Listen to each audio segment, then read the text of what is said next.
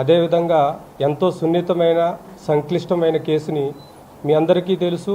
తెలంగాణ పోలీసింగ్కి దేశం మొత్తం మీద కూడా చాలా పేరుంది.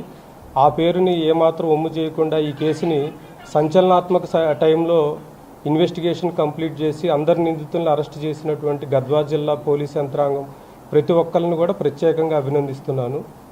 కేసు పూర్వపరాల్లోకి వెళ్తే మనకి మధ్యప్రదేశ్కి సంబంధించినటువంటి నవ యువ జంట మేఘాలయ హనీమూన్ మర్డర్ కేసుని దేశ ప్రజలు మర్చిపోకముందే, అదేవిధంగా పెళ్ళైన నెల రోజుల్లోపే ప్రియుడితో కలిసి భర్తను అంతం చేయడం జరిగింది. ఈ తేజేశ్వర్ మర్డర్ కేసుకి సంబంధించి ఏమేం ప్రత్యేకతలు ఉన్నాయంటే, ఈ మర్డర్ కేసులో ఎంగేజ్మెంట్ అయిన కాడి నుంచి కూడా ఇతన్ని తేజేశ్వర్ని చంపటానికి ఐశ్వర్య అతని ప్రియుడు మనకి తిరుమల కూడా ఫస్ట్ నుంచి కూడా మనకు ప్లాన్ చేసుకోవటం జరిగింది.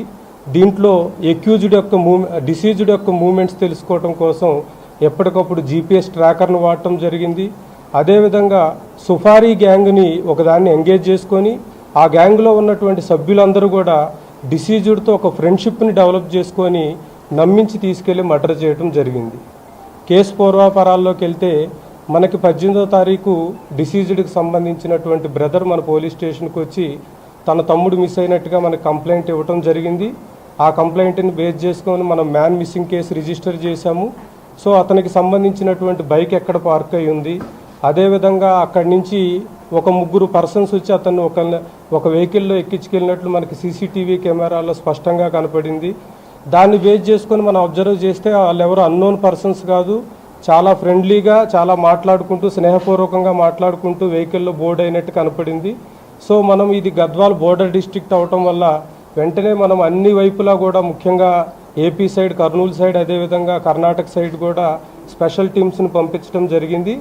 ఈలోపు మనకి అన్ని అన్నోన్ డెడ్ బాడీస్ని కూడా మనం వెరిఫై చేయడం జరిగింది. మనకి ఈ ఇన్సిడెంట్ మనకి జరిగిన తర్వాత ఆల్మోస్ట్ ఆల్ సండే రోజు మనకి కర్నూలు ఏరియాలో ఒక డెడ్ బాడీని ఐడెంటిఫై చేయడం జరిగింది. ఈ డెడ్ బాడీని మనం కంపేర్ చేస్తే ఇతను మనకి మిస్ అయినటువంటి తేజేశ్వరి డెడ్ బాడీతో మనకి అన్ని సిమిలారిటీస్ కూడా రావటం వల్ల మనం ఇంకా ఇన్వెస్టిగేషన్ ఇంప్రూవ్ చేయటం జరిగింది. సో దానిలో భాగంగా మనం వరుసన ఇన్వెస్టిగేషన్ స్టార్ట్ చేస్తే ముఖ్యంగా దీంట్లో కాన్స్పిరేషన్ డిసీజ్డ్ యొక్క వైఫ్ అయినటువంటి ఐశ్వర్య, అదేవిధంగా ఆమెకు సంబంధించినటువంటి లవర్ బ్యాంక్ మేనేజర్ది మనకి మెయిన్ కాన్స్పిరసీ బయటపడింది. సో ఆ విధంగా ఇన్వెస్టిగేషన్ని మనం స్టార్ట్ చేయడం జరిగింది. దీంట్లో ముఖ్యంగా బ్యాంక్ మేనేజర్ ఎవరైతే తిరుమల ఉన్నాడో ఇతనికి సంబంధించి ఇతనికి డిసీజ్డ్ వైఫ్ అయినటువంటి ఐశ్వర్య యొక్క మదర్తో కూడా ఇల్లీగల్ ఇంటిమసీ ఉంది.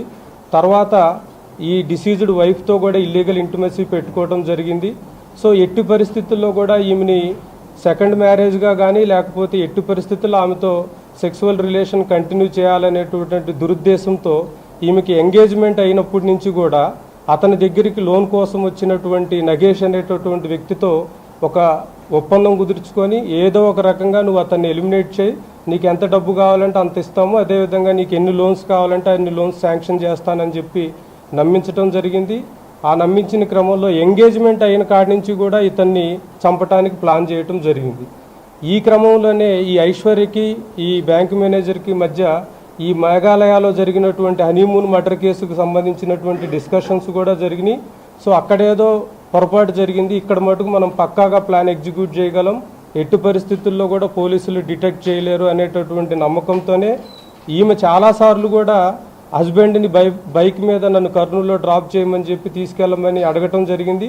ఆ క్రమంలో కూడా వీళ్ళు చాలాసార్లు అతన్ని అటాక్ చేసి ఈమెను తీసుకొని అతను ఏదైనా లడాక్ కానీ అండమాన్ కానీ వెళ్ళిపోవాలని, అదేవిధంగా ఈ సుఫారీ గ్యాంగ్ ఈ తేజేశ్వర్ని మర్డర్ చేయాలని చెప్పి ప్లాన్ చేయటం జరిగింది.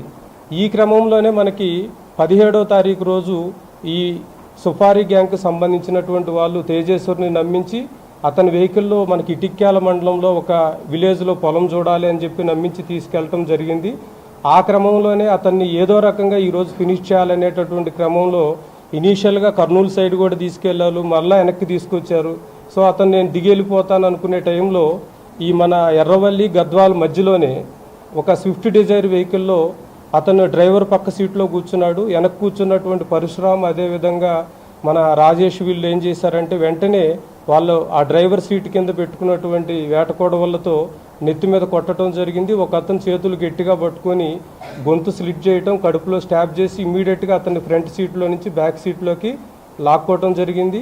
లాక్కున్న తర్వాత వెంటనే యూటర్న్ చేసుకొని మరలా అటు బీచ్పల్లి సైడ్ వెళ్ళారు. మరలా ఈలోపు అతను తిరుమలతో మాట్లాడి అతని గైడ్లైన్స్ ప్రకారం ఈ హైవే మీద వెళ్తే మనకు ప్రాబ్లం ఉంటుంది అనేటటువంటి ఉద్దేశంతో ఈ ఆలంపూర్ ఎక్స్ రోడ్ నుంచి మనకి రైట్ టర్న్ తీసుకొని అటు పంచలింగాల సైడ్ వెళ్ళారు. పంచలింగాల్లో ఈ తిరుమలకి సంబంధించినటువంటి ఒక ఓపెన్ ల్యాండ్స్ ఉన్నాయి. ఆ ల్యాండ్స్లో బాడీని ఫస్ట్ డిస్పోజల్ చేయాలని చూశారు. అయితే ఈ స్టాప్ చేసిన క్రమంలో వీళ్ళందరికీ బట్టల నిండా రక్తం అవడంతో తిరుమలకి చెప్పారు. వీళ్ళందరి కోసం కొత్త బట్టలు పర్చేజ్ చేసుకురావటం జరిగింది. ఈ డెడ్ బాడీని తీసుకెళ్ళి అక్కడ కర్నూలు దగ్గర ఉన్నటువంటి ఒక నాలాలో పడేసేసి బాడీని డిస్పోజ్ చేసి ఎటోళ్ళు అటు డిస్పర్స్ అయ్యారు. సో ఈ క్రమంలో మనం ఇన్వెస్టిగేట్ చేస్తూ ఈ మర్డర్ కేసులో మనం ఇప్పటి వరకు మొత్తం 8 మందిని అదుపులోకి తీసుకున్నాము. దీంట్లో మెయిన్ అక్యూజ్డ్ అయినటువంటి బ్యాంక్ మేనేజర్ తిరుమల్, అదేవిధంగా డిసీజ్డ్ వైఫ్ ఐశ్వర్య, అదేవిధంగా ఈ సుఫారీ గ్యాంగ్ని లీడ్ చేసినటువంటి నగేష్, పరశురాం, రాజేష్, అదేవిధంగా ఇంటి పక్కనే ఉంటూ ఎప్పటికప్పుడు వీళ్ళ మూమెంట్ని తిరుమలకి వాళ్ళకి అందజేసినటువంటి మోహన్, అదేవిధంగా మర్డర్ చేశాడని తెలిసిన తర్వాత కూడా ఈ తిరుమలకి సహకరించి అతన్ని ఎస్కేప్ చేయడానికి ట్రై చేసినటువంటి అతని ఫాదరు, అదేవిధంగా రిటైర్డ్ ఏపీఎస్పీ హెడ్ కానిస్టేబుల్, అదేవిధంగా డిసీజ్డ్ వైఫ్ యొక్క మదర్ సుజాతను కూడా అదుపులోకి తీసుకోవడం జరిగింది. వీరి దగ్గర నుంచి సుఫారీకి సంబంధించినటువంటి కొంత